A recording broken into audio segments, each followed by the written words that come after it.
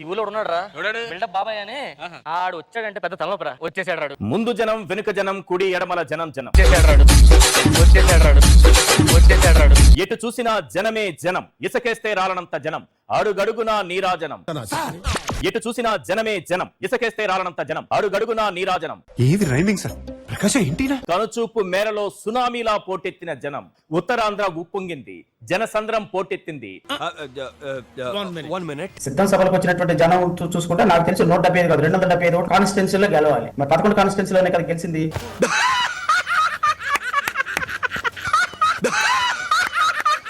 So జనాల రాకకి ఒక leader యొక్క క్రెడిబిలిటీకి సంబంధం లేదు.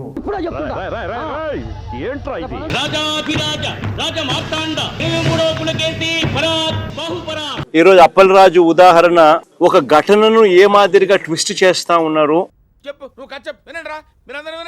కనీస మానవతా విలువలు కూడా లేకుండా ఈ పిల్లాన్ని ఒకసారి చూడండి. ఆ బాయ్ 18 years old. మొన్ననే నీట్ రాసినాడు. అది నాకెందుకు చెప్తున్నారు? నెల కిందట నీట్ రాసి వాళ్ళ నాన్న మాదిరిగానే తాను కూడా ఒక మంచి డాక్టర్ కావాలని పడతా ఉన్న వయసు అది. బాబు గొప్ప సీక్రెట్ చెప్పారా నీకు దానవరా బాబు. తెలుసో తెలియకో పొరపాటున ఓ యాక్సిడెంట్ జరిగితే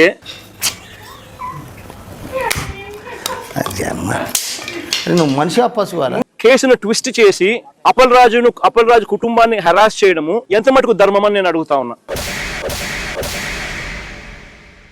సరే సీదిరి అప్పలరాజు గారికి ఈ విషయం తెలిసింది. దాని తర్వాత ఆయన వచ్చారంటే అక్కడికి తీస్తా, నాలో ఉన్న క్రియేటివిటీ మొత్తం బయటికి తీస్తా. ఇమ్మీడియట్ గా అక్కడ చావు బతుకుల్లో ఉన్న వ్యక్తిని కారులో పడేసి తీసుకెళ్లి హాస్పిటల్లో అడ్మిట్ చేయాలి. కానీ ఆయన ఆ పని చేయలేదు. లోపల మనిషి పోతే పోతారయ్యా, బట్ మాకు కొన్ని రూల్స్ ఉంటాయి. అక్కడి నుంచి వెళ్ళిపోయి అక్కడ లేని సాక్ష్యాలని క్రియేట్ చేసేటటువంటి ప్రయత్నం చేయడం మొదలుపెట్టాడు. అందులో తప్పే ఉంది. అది ఆర్ట్ అంటే ఆర్టిస్టులు కూడా అరెస్ట్ చేస్తున్నారా? ఇంతలో ఈ వ్యక్తి ఇక్కడ చనిపోయాడు. ఇది కదా పాపం, ఇది కదా మహాపాపం. అవన్నీ எனக்கு అర్థం కానివి, అవసరం లేనివి. నిజంగా సమాజంలో ఉన్న ప్రతి ఒక్కరూ కూడా ఆలోచన చేయాల్సిన అవసరం ఉన్న ప్రశ్న ఇది. ఈ సిస్టమ్ ముందు చూసావు, ఈ సిస్టమ్ ఇది నాకేం నచ్చలేదు. యాక్సిడెంట్ అనేది ఏదైనా ఎవరైనా ఇంటెన్షనల్ గా చేసే కార్యక్రమం కాదు. అరే మీ ఫేస్ చూస్తేనే తెలుస్తుందిరా, నీచ్ కమీన్ కుత్తేలు మీరేనని. ఒక గొర్రెల కాపరి రోడ్డు మీద గొర్రెలు కాసుకుంటా ఉన్న పరిస్థితుల మధ్య బైక్ లో యాక్సిడెంట్. బైక్ లో యాక్సిడెంట్ ఇది ఎప్పుడు పెట్టారు? జస్ట్ ఇప్పుడే పెట్టాం సార్. దాంట్లో కుట్రకోణం ఎక్కడి నుంచి వస్తుంది? హత్య చేయాలి అని ముందుగానే ఆలోచన చేయాల్సిన పరిస్థితులు ఎందుకు వస్తాయి?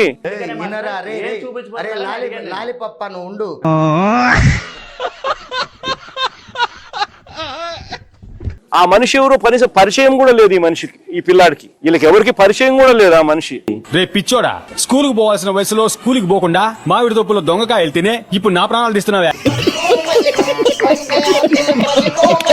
Is just పెడస్ట్రన్. ఒక దారిన పోయే అతని పేరు కూడా దానయ్య. అన్ఫార్చునేట్ గా జరిగిన ఒక ఘటనను పట్టుకుని ఈ పిల్లని కెరియర్ ను నాశనం చేయాలని చెప్పి ఆలోచన చేయడం ఎంత మటుకు ధర్మం? ఏంటి సార్ అది? ఈ పిల్లని కెరియర్ ను నాశనం చేయాలని చెప్పి ఆలోచన చేయడం ఎంత మటుకు ధర్మం? మాకు ఆధార్ కార్డు లేదు, మీ రేషన్ కార్డు లేదు, మీ ఇల్లు లేదు, వాకర్ లేదు. మా ఆయన చచ్చిపోయిన కంటే మాకు ఏటి లేదు. మా ఆయన చచ్చిపోయిన రోజు కూడా మా కాడ 10 రూపాయలు లేదు.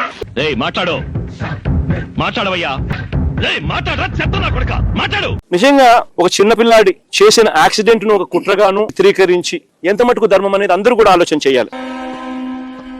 నమ్మ బతుకు బురదలో పంది బతుకుతుంది, నువ్వు బతుకుతున్నావు ఎందుకు ఎదవన్నారు? ఎదవ అప్పలరాజు అనే వ్యక్తి 10వ తరగతిలో he was state first rank. 10th class లో స్టేట్ ఫస్ట్. మనిషి 5 అడుగులు పెరిగినా బుర్ర అంగుళం కూడా పెరగని వీడు మాకు అంటగట్టావు. వీడు పెట్టే హింసను మేము తట్టుకోలేకపోతున్నాం అన్నయ్య. నిజంగా అడుగుతా ఉన్నా, 80 ఏళ్ళ వయసు వస్తా ఉంది చంద్రబాబు నాయుడు. మనిషి అన్నం తింటున్నాడా, గడ్డి తింటున్నాడా అని అడుగుతా ఉన్నా. నన్ను అడిగితే కనుక నువ్వు ఈ రోడ్లను తిరుగుతాయి కదా పందులు, ఊర పందులు, వాటి అశుద్ధం తింటున్నావు. అయితే అవి తినే బతుకుతున్నావు. అసలు 10 యాక్సిడెంట్ జరిగినప్పుడు 108 ఫోన్ చేసింది కూడా ఈ పిల్లోడే. అబద్ధం చెప్తే నమ్మేటట్టు ఉండాలరా. 108 ఫోన్ చేసింది ఈ పిల్లోడే. మరి నిజంగా చెడు ఉద్దేశం ఉంటే ఈ పిల్లోడు ఎందుకు 108 ఫోన్ చేస్తాడు? నోటికి ఎదొస్తే మాట్లాడమే. ఈ పిల్లోడు ఫోన్ చేయడమే కాదు, సిపిఆర్ కూడా, అంటే వాళ్ళ నాన్న డాక్టర్ కాబట్టి ఈ పిల్లోడు కూడా చూసి, మా నాయన కలెక్టర్, నేను కలెక్టర్ కాదు కదా,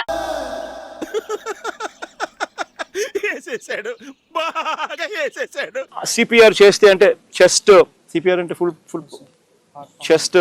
అది కాదు మామయ్య, నువ్వు కూడా డాక్టర్ కొడుకే కదా, నీకు తెలియదా సిపిఆర్ అంటే ఫుల్ ఫామ్? పైగా ఫస్ట్ క్లాస్ స్టూడెంట్ ఇవి.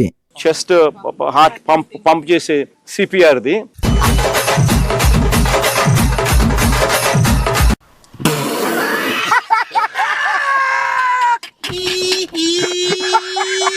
వాళ్ళ ఆయన చేయడం చూసి ఆరాటపడి ఆ మనిషిని బతికించాలని చెప్పి సిపిఆర్ కూడా చేసినాడు. రే రే చాలా పాపం రా, నిజమా సార్? రే చెప్తున్నావు సార్, చాలా పాపం రా. కాంపెన్సేషన్ ఇంతకన్నా ఇంత ఎక్కువ ఇస్తామమ్మా, ఏంటిది? నీ కుటుంబాన్ని పూర్తిగా మేమే అన్ని రకాలుగా చూసుకుంటామమ్మా. నిజంగా అప్పలరాజు కూడా ఆ పని కూడా చేయడానికి కూడా ముందు కూడా పోయినాడు పాపం. ₹1,00,000 ఇస్తాము, మా ఇంట్లో పనిగా ఒక మనిషి వచ్చి సోదాను. నేనెంతో మంది బేవర్సుగాల్ని శుద్ధ బేవర్సుగాల్ని చూశాను కానీ మీ అంత పరమ బేవర్సుగాళ్ళని నేను చూడలేదు. అంటే నా కొడుకు చంపేసి నువ్వు ₹1,00,000 ఇస్తావు, నేను ₹1,00,000 ఇంట్లో పెట్టుకుని నా కోడ చేత ఇంట్లో పని చేయించాలా? రోజా అధికారం పోయిన తర్వాత ఈ 2 సంవత్సరాల్లో ఎక్కడ రాజకీయ యాక్టివిటీస్ లో కనిపించలేదు. కనిపిస్తే అప్పుడప్పుడు అట్లా జస్ట్ హాయ్ చెప్పేసి వెళ్ళిపోతున్నారు. అది నా ఇష్టం కదా, my chai, my opinion, my feeling. మీరు చూపించడం లేదు. నేను నగిరిలోనే ఉంటున్నాను, నగిరిలో అన్ని కార్యక్రమాల్లో నేనే పాల్గొంటున్నా. ఎక్కడ కనిపించలేదు? అసలు ఎమ్మెల్యే ఎవరా అని చెప్పి అందరూ ఆశ్చర్యపోయేంత విధంగా. ఏదో సార్ ఫేస్ రైట్ టర్నింగ్ ఇచ్చుకో లెఫ్ట్ పగిలిపోద్ది. మరి నగిరి నుంచి మాకు ఫీడ్బ్యాక్ వస్తుంది, రోజా నగిరి ప్రజల మీద అలిగి ఆమె హైదరాబాద్ లోనో చెన్నైలోనో ఎక్కడ ఉంటున్నారని. అంటే ఆరాలు తీయకూడదు, వినూరుకోవాలి. మాట్లాడితేమో ఈ రోజాకి పని పాట లేదు, ఎప్పుడూ మాట్లాడుతూనే ఉంది అని మీరే అంటారు. మాట్లాడకపోతేమో సైలెంట్ ఎందుకు అయిపోయారు, ఫైర్ ఎందుకు తగ్గింది అంటారు. ఈశ్వరుడు నోరిచ్చాడు కదా అని చెప్పి ఇష్టం వచ్చినట్టు వాగేయడమే. మీరు గాని మీ పార్టీ గాని అసలు ఇంత ఘోరం ఓటమికి కారణం ఏంటి అని ఎప్పుడైనా ఆలోచించారా, రియలైజ్ అయ్యారా? అది మా ఎంత అంటలేదు, నీ కంటికి మేము కనబడుతున్నావా? అవలోకనం చేసుకున్నారా? చేసిన తప్పులు ఏమైనా గుర్తుకొచ్చినాయా? గుర్తుకొస్తే ఏమైనా 1-2 చెప్పగలుగుతారా? నీకు భలే యాక్టి ఉండదు కదరా నీకా?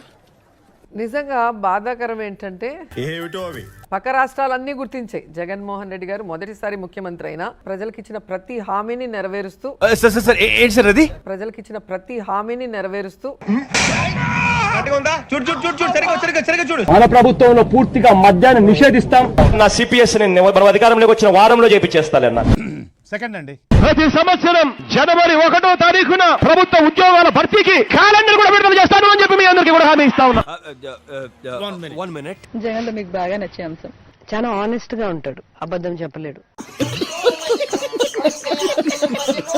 సంబరాల రాంబాబుగా మిమ్మల్ని అంటే బాగుందా, లేకపోతే అంబటి రాంబాబుగా గుర్తు బాగుంటుందా?